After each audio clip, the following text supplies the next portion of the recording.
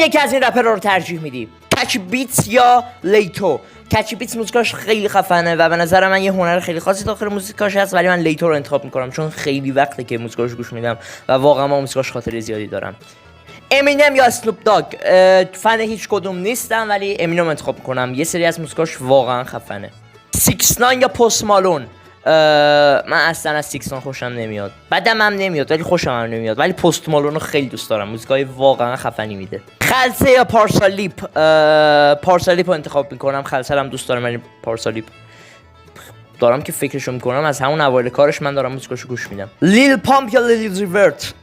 جفتشون یکی از رپرهای مورد علاقه منن، ولی اگه چند سال پیش بود میگفتم لیل پامپ، ولی در حال حاضر لیل اوزی رو انتخاب میکنم، ولی لیل پامپ هم خیلی دوست دارم، واقعا یکی از آرتیستای مورد علاقه منه.